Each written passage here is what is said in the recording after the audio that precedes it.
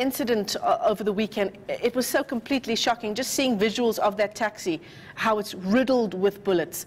What's your take on that level of violence? It certainly must be unprecedented.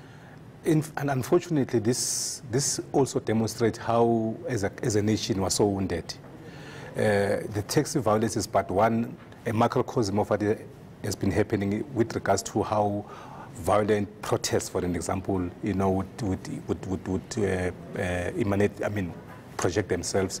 You know, when people are killing each other. You know, the last time when I was here, there was a man who was killed at his home.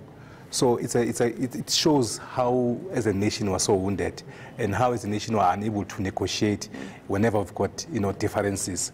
That's the general statement. You know, you look at political killings, it's the same modus operandi. People kill each other. You look at service delivery protests, where communities have got grievances with regards to services.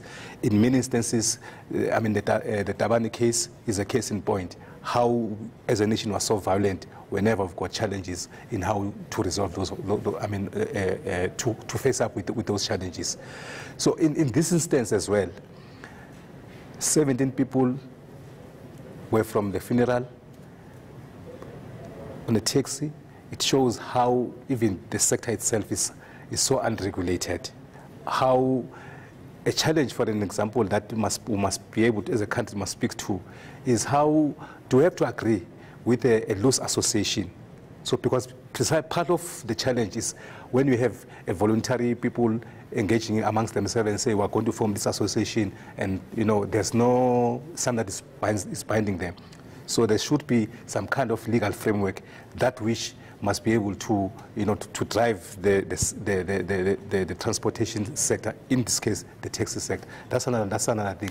But the other thing that also speaks to the context or the historical perspective is how we have tried as a country to democratize the sector itself, but have failed to transform it, you know, to be at par with the, you know, the modern, you know, motor industry. So those are some of the things that we need to be able to deal with. Taxi industries these are association of people, no regulations. You know, people will fight around. I mean, for routes. Yeah. You know, both at the district and the provincial level as well as at the national level. So there's some kind of, you know, mafia style for you to succeed there. And it needs some sort of regulation. It needs some regulation. Police have said we need to give them 72 hours. As we speak, no one has been arrested yet. You know, so we'll be talking about this thing today. Tomorrow we'll have forgotten about it, and it's going to continue. Today, as we speak, in Alexandra, I was from Ivory Park. As we speak, roads are closed there. People are shooting each other for the very same issue, routes. Yeah. You know, so there's some kind of regulation that is required there. Selby, I want to talk to you about KwaZulu-Natal. In particular, yes.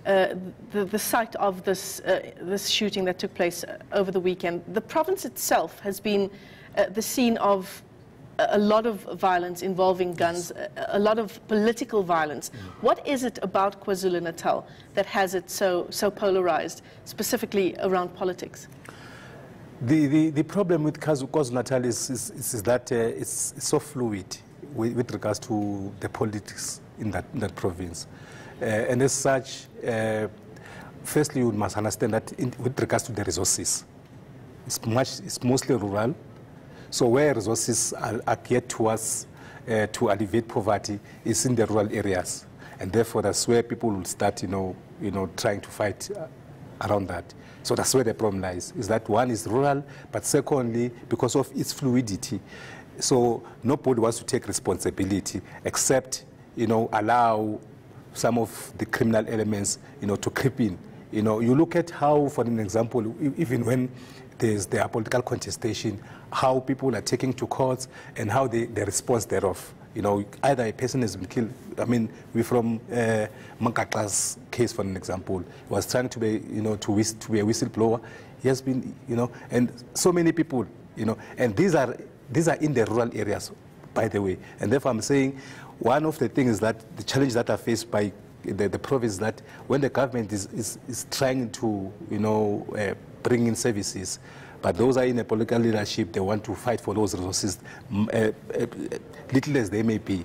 And the second thing is that in KwaZulu-Natal, is that you've got, when I spoke about this, the fluidity of the province, is that you've got IFP, you've got ANC, you've got DA, you've got EFF, and so forth and so on.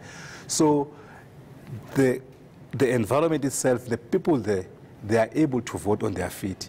So if you deliver, I need to use that as a vehicle for ascension to power. But if I don't deliver, for me to be able to ensure that you don't deliver, perhaps one of the tools that they're using is to kill each other. Yeah.